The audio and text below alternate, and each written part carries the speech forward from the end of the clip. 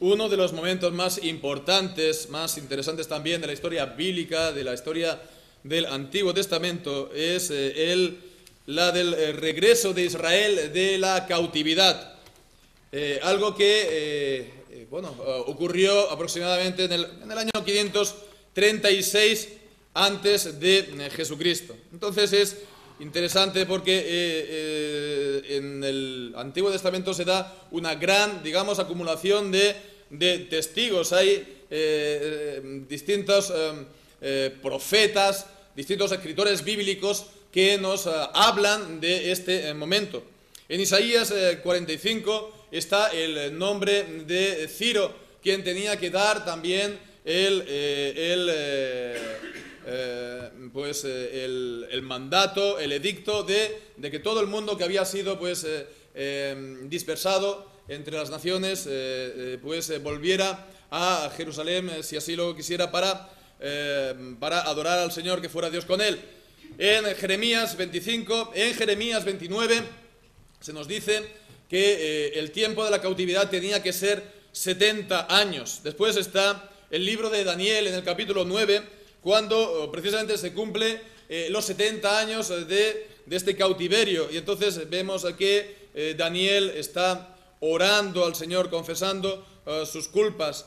Y están también, sobre todo, los libros de Esdras, Nehemías, que nos dan un poco la historia, todos los acontecimientos que sucedieron en aquel entonces.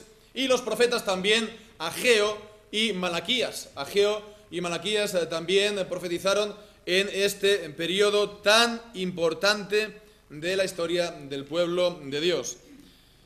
Entonces, cuando volvió el pueblo, sobre todo, vino con la idea de reconstruir el templo que había sido devastado 70 años antes por Nabucodonosor, los asirios. Entonces, la reconstrucción de este periodo se puede hacer también, como he dicho, siguiendo los relatos de Esdras y Nehemías.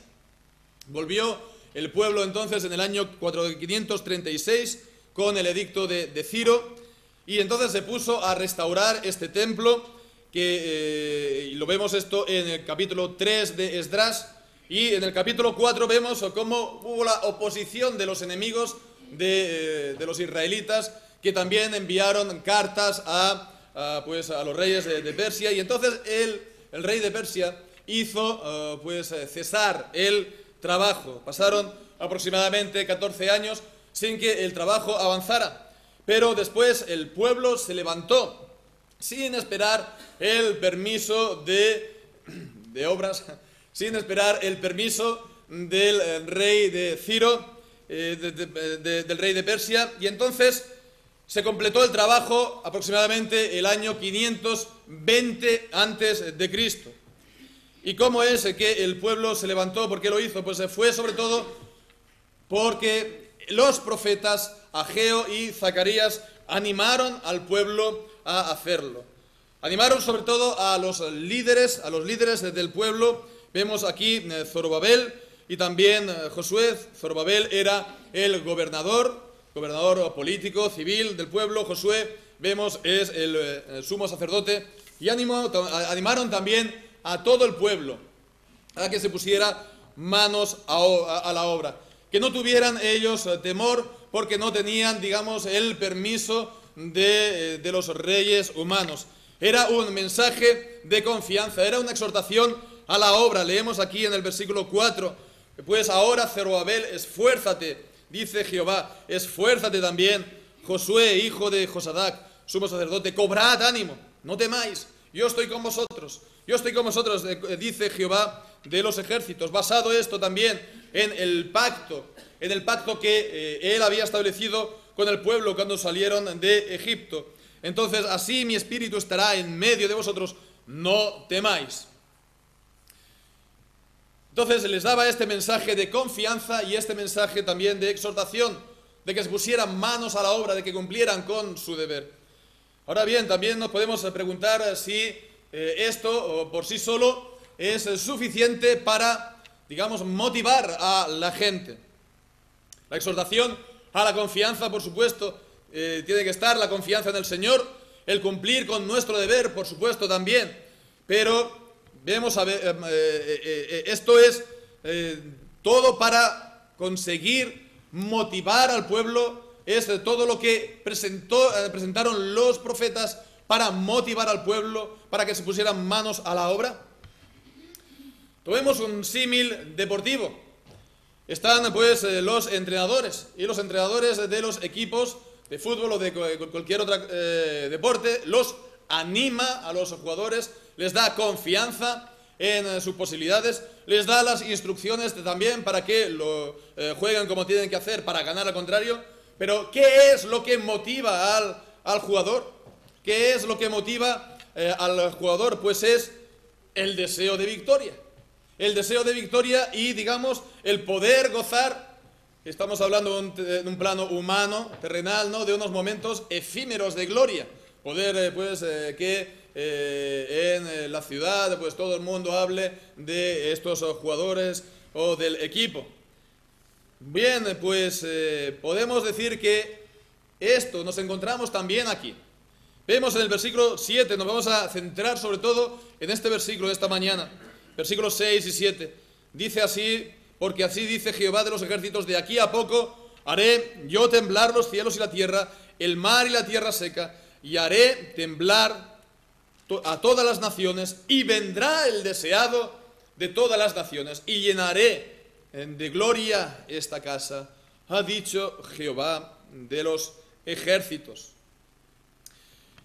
Este texto que acabamos de leer es un texto que también presenta ciertas dificultades, pero ya de entrada podemos decir que se trata de un texto mesiánico, un texto profético, como vamos también a intentar ver a lo largo de esta mañana. Y el cumplimiento de esta palabra, el cumplimiento de estos versículos, cuando dice también, versículo 9, la gloria postrera de esta casa será mayor que la primera. Este cumplimiento no se dio en el templo que reconstruyó Zorobabel o Josué o el pueblo en aquel entonces. De hecho, el templo fue menor, la gloria del templo históricamente fue menor. Aquí estaba apuntando a los momentos finales, aquí estaba apuntando, por lo tanto, al templo no hecho con manos, al templo espiritual que es la iglesia. Aquí en este texto encontramos la naturaleza de la iglesia, la naturaleza sobre todo de la iglesia, de la cual Jesucristo es la cabeza, la iglesia invisible. Y entonces vemos esto, y esto sí que nos motiva, la gloria, la unión de Cristo con su gloria, con su iglesia, y la gloria que esto trae a la iglesia. Entonces, en este pasaje, en estos versículos, contemplamos unos destellos, unos brillos de esta relación, de esta gloria de la casa de Dios. Podemos comenzar viendo aquí los versículos 6 y 7, cómo está anunciando el profeta la caída de los poderes rivales al reino de Dios. Vemos aquí en el versículo 6 y 7, de aquí a poco yo haré temblar los cielos y la tierra, el mar y la tierra seca, y haré temblar las naciones. Esto es un lenguaje típico de los profetas, ¿verdad? Y sobre todo, pues, al leer esto, nos trae a la mente las palabras del profeta Daniel en el capítulo 2. Nos acordamos del sueño que tuvo Nabucodonosor, de esa estatua que él soñó, que pues la cabeza era de oro y el pecho era de plata. Y bien, pues podemos leerlo, está en el capítulo 2.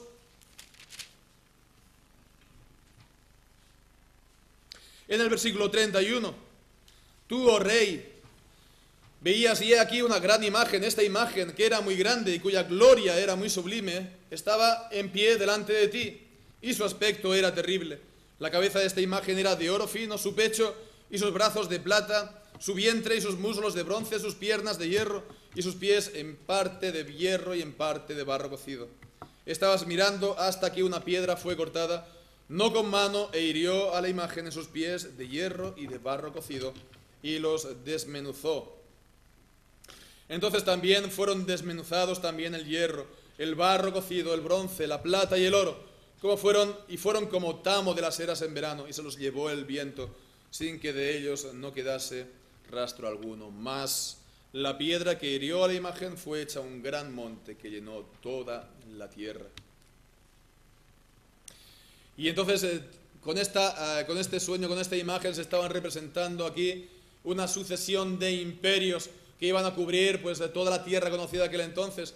El imperio primero babilónico, que era la cabeza de oro, que iba a ser sustituido por el imperio de los medos y los persas, que sería también el pecho y los brazos de plata, el vientre, sus muslos de bronce, que sería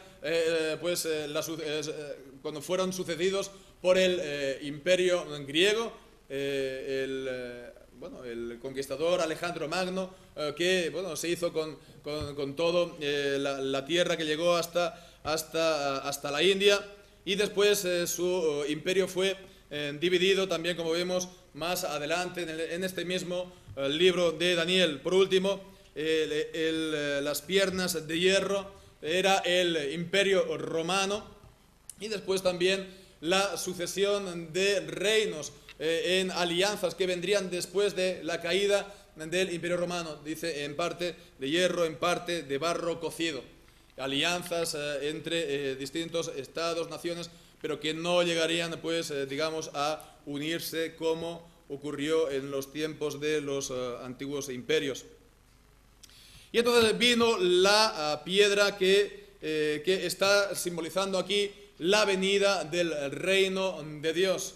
La venida del reino de Dios que fue en los días de Jesucristo, cuando ya vino el profeta Juan el Bautista y dijo: arrepentíos porque el reino de los cielos ha llegado. Y ese fue también la predicación de Jesucristo: el tiempo se ha cumplido, el reino ha venido.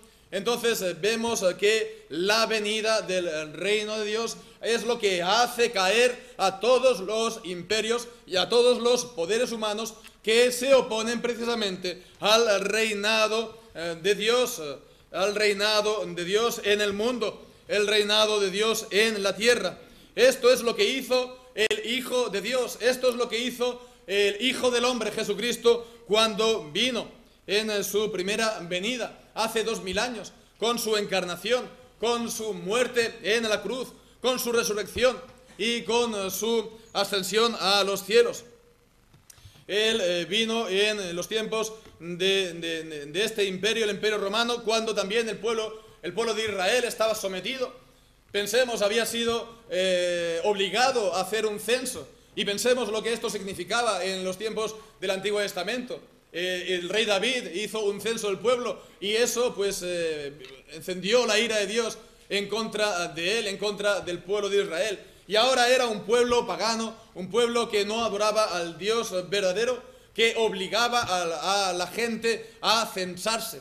Entonces esto era verdaderamente una humillación, y verdaderamente mostraba el grado de postración del pueblo ante la potencia extranjera pagana. Pero vemos que bien vino Jesucristo, y vemos que Él no se dio a conocer al pueblo como el liberador de la nación que la gente estaba esperando, como el liberador político nacional que los celotes estaban esperando.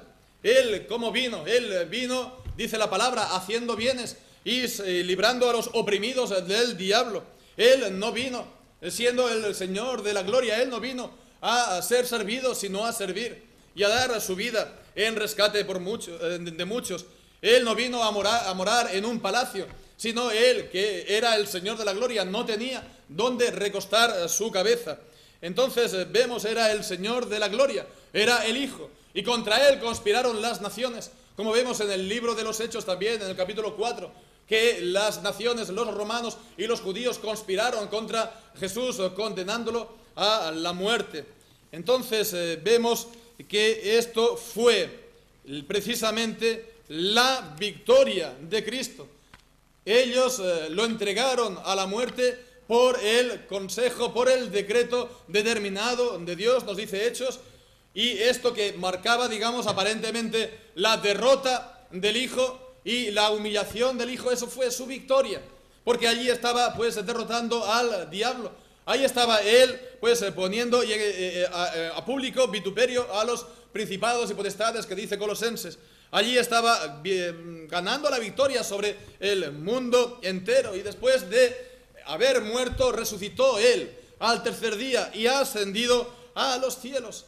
Y desde ahí él está reinando como mediador. Hemos leído aquí en Apocalipsis, el capítulo 5, que él está en medio del trono, el cordero inmolado. Entonces vemos que él está como cordero inmolado. Está presentado aquí como el mediador, Dios hombre, Jesucristo, que entregó su vida en el sacrificio por los pecados de su pueblo. Entonces vemos aquí que, por supuesto, el mundo, los poderes de este mundo ahora hacen de la misma manera que hicieron la guerra a Jesucristo cuando él estuvo aquí en la tierra. Ahora, como vemos también en el libro del Apocalipsis del capítulo 12, ahora hacen la guerra a los santos para poder, si ellos pudieran, extirpar de la tierra a la simiente de Jesucristo, a los descendientes de Jesucristo, a su pueblo. Pero como también vemos allí, el pueblo tendrá su ayuda. Pues no podrán arrancar al pueblo del Señor, porque Jesucristo está con ellos para siempre. Todos los días Él ha tenido toda, pues ha recibido del Padre toda la autoridad y todo el poder y dominio. Así entonces, estos que quieren arrancar el pueblo del Señor por odio en contra del Señor, no podrán. Entonces esto es una fuente de ánimo. Saber todo esto es una fuente de ánimo. Cuando estamos nosotros en medio de intentando servir al Señor con las dificultades o la oposición del mundo, o con las dificultades que puedan tener, por ejemplo, en países en los que son perseguidos los hermanos, que los regímenes, los países donde se persigue a la iglesia del Señor Jesucristo por odio al Hijo de Dios, ellos caerán. Ellos caerán, y sin embargo el reino de Dios ha de llenar toda la tierra como las aguas del mar cubren la tierra. Entonces, Zorobabel, Josué, todo el pueblo fueron animados por este mensaje de comprender que todo aquel que se levanta en contra de Dios caerá y que nadie se puede interponer en el camino del Señor. Como vemos, por ejemplo, de la misma manera que en 2 de Crónicas, en el capítulo 35, el rey de Egipto, Necao, iba en contra del rey, pues el rey asirio, de los asirios, de Babilonia, y se le interpuso Josías, que era un rey piadoso que emprendió esa tan gran reforma, pero se interpuso él en el camino del Señor y cayó. Porque el rey de Faraón le dijo, yo vengo aquí por el Señor. Todo aquel que se interponga en el camino del Señor y todo aquel que se interponga en los planes de Dios, caerán de igual manera. Entonces cayó el imperio, por supuesto, romano, que fue de él. Pues se cayó el que envió a los hermanos nuestros a los leones, que fue del imperio de la España de las Austrias, que envió a los hermanos a la hoguera. Cayó igualmente todos los países que hoy en día están torturando a los hermanos nuestros de este mundo, caerán igualmente, y el reino de Dios llenarán toda la tierra, serán sacudidos por el Señor. Y esto es, decimos, una fuente de ánimo y de confianza para nosotros.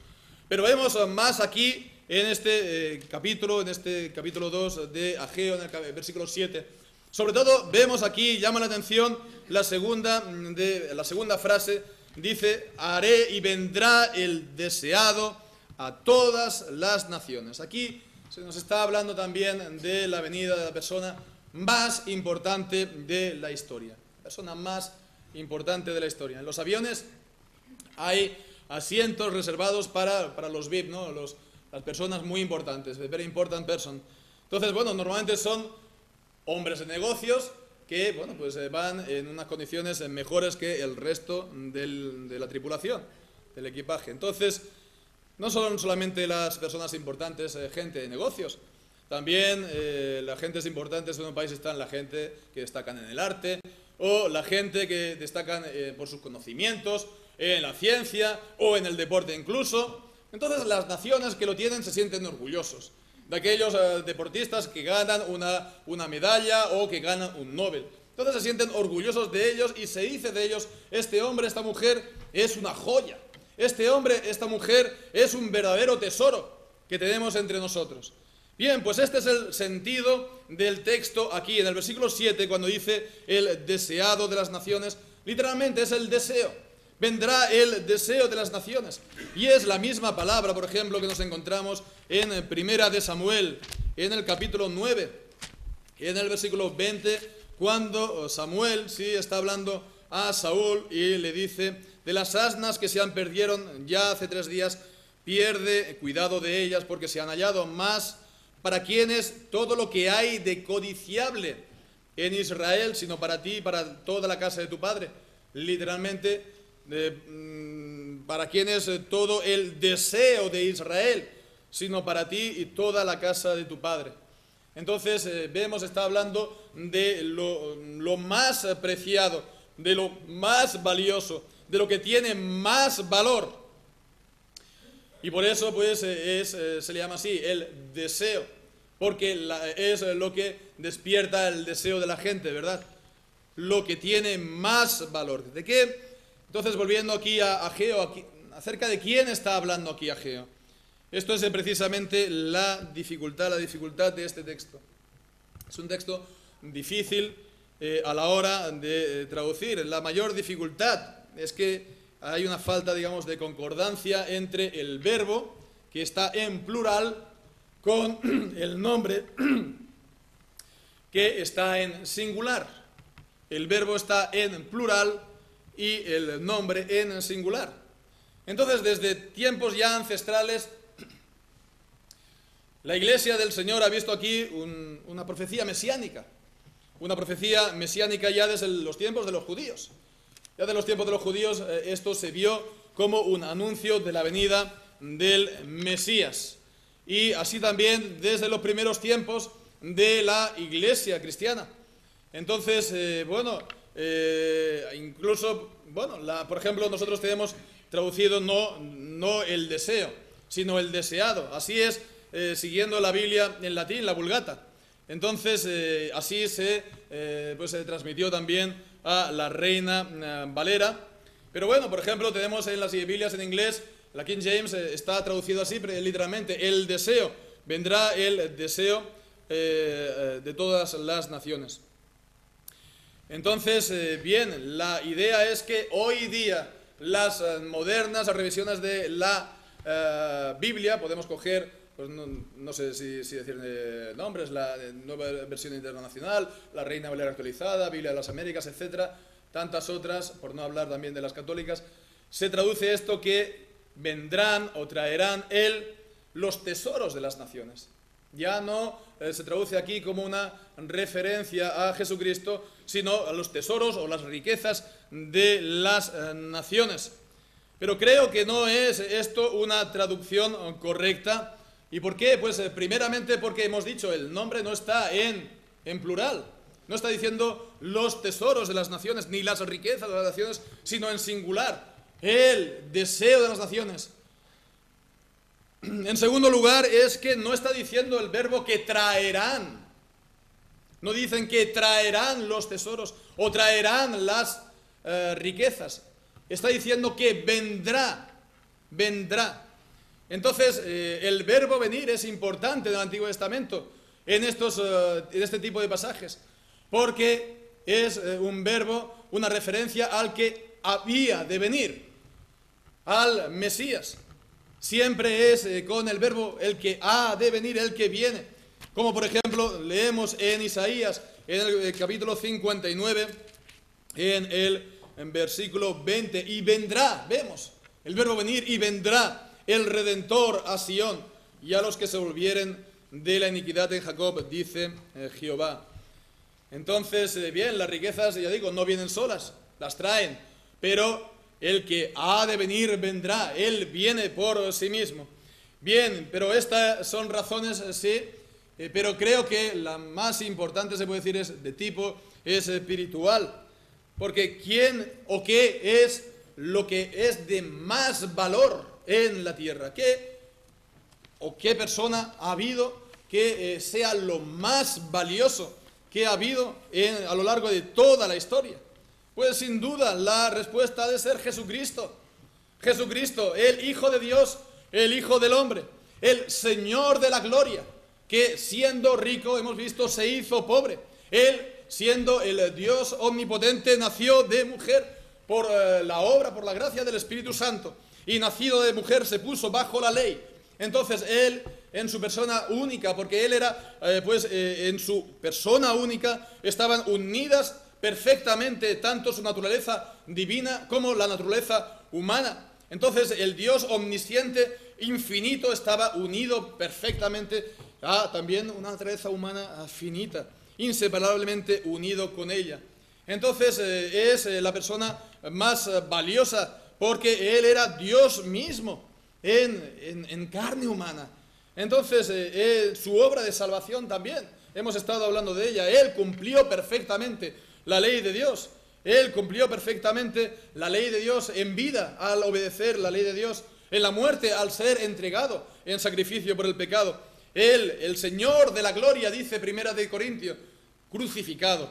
El Señor de la gloria crucificado, derramando su preciosa sangre, que dice Primera de Pedro, capítulo 1. Y preciosa sangre, bueno, pues a lo mejor el uso de la lengua aquí nos engaña, porque nosotros decimos precioso algo que es muy bello, muy bonito. Pero el sentido de la palabra precioso es precio, valor.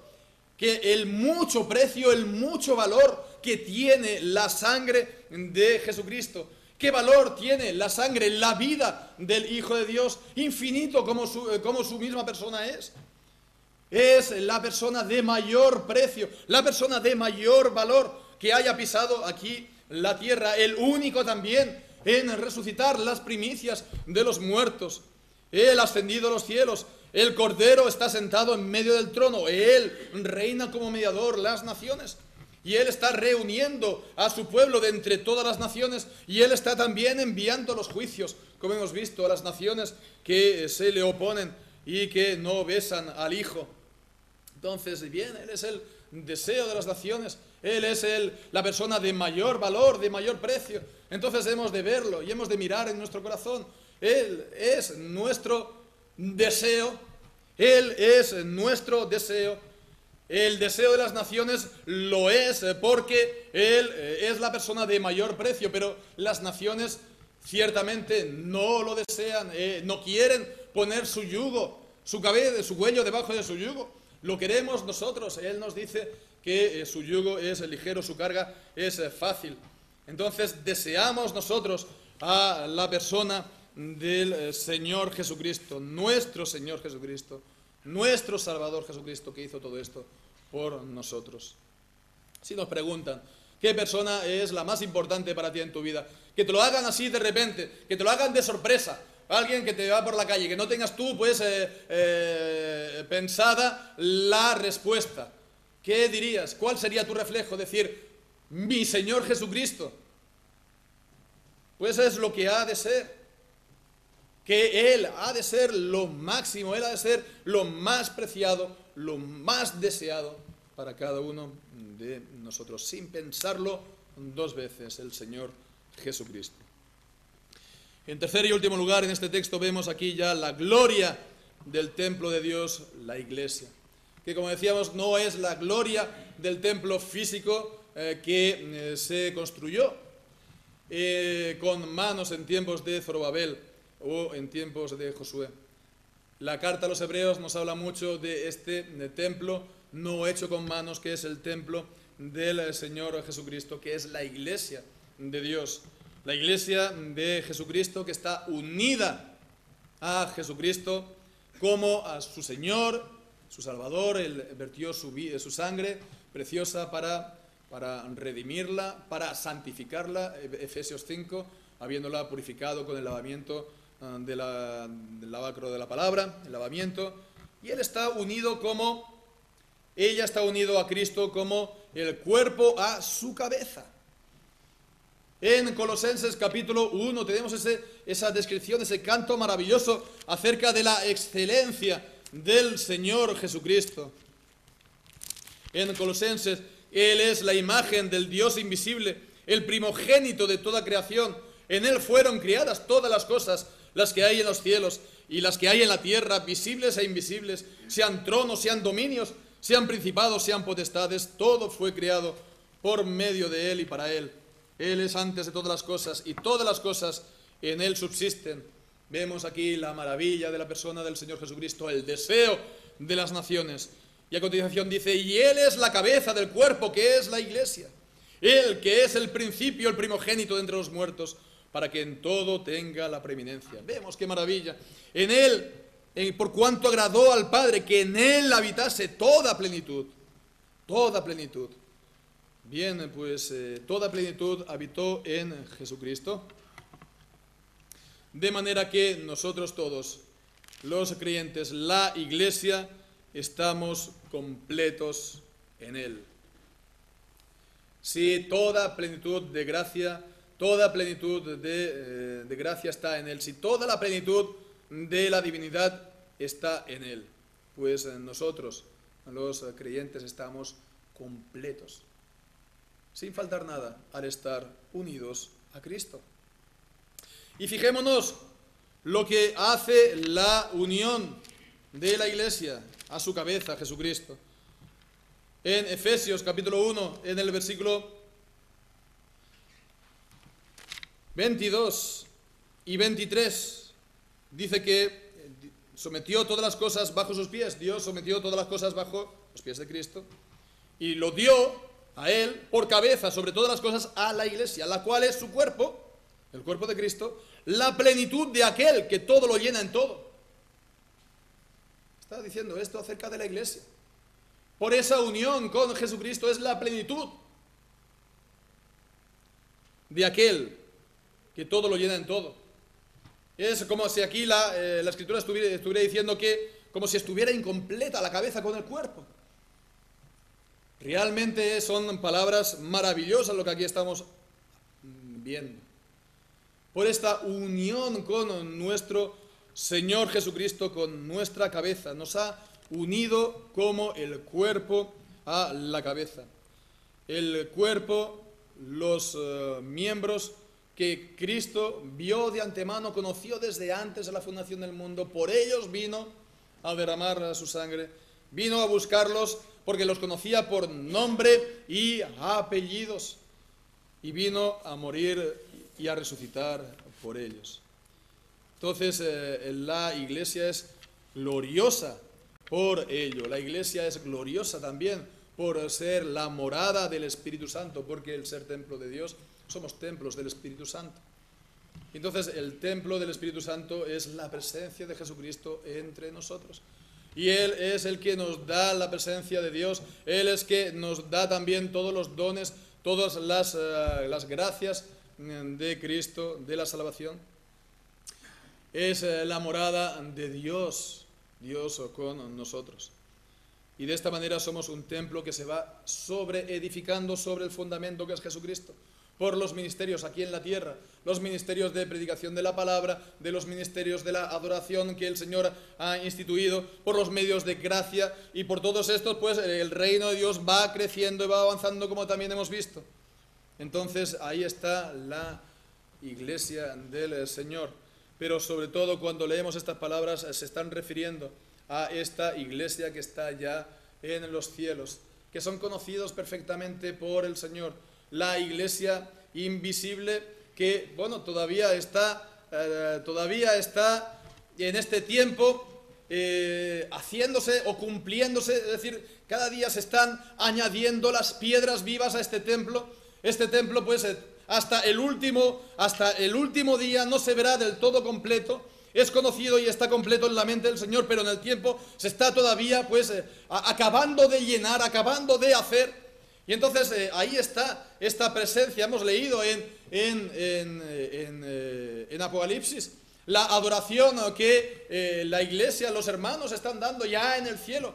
Y esta adoración que va a ser ya perfecta y sin cesar y para siempre, en los cielos nuevos, en la tierra nueva, en la presencia de nuestro Dios, adorando, pues viendo el rostro de nuestro Señor Jesucristo para siempre, adorando pues a nuestros hermanos desde el primer redimido hasta el último en la historia. Allí estará la iglesia amada por el Señor, sin mancha, sin arruga, sin cosa semejante. Y hemos de poner la vista en esto, hemos de poner la vista en la gloria venidera, en la gloria de la herencia de Dios en sus santos. Eso es lo que hemos de poner, porque aquí abajo en la tierra hemos de decir que no somos aquí perfectos. Y eso aún siendo, pues eso es lo que ocurre aún siendo fieles, aún las iglesias más fieles, o incluso más puras que pueda haber en la tierra, más fieles en la palabra, más puras en vida, en doctrina, no están libres de imperfección. Todo lo que es humano pues trae consigo la imperfección, el pecado. Entonces vemos que siempre aquí hay algo que mejorar, hay siempre algo que corregir, y es por eso por lo que tenemos que decir, aquí no hemos llegado todavía a lo que hemos de ser. Como dice Pablo, prosigo, miro hacia adelante para ver si puedo asir pues aquello por lo cual yo fui asido.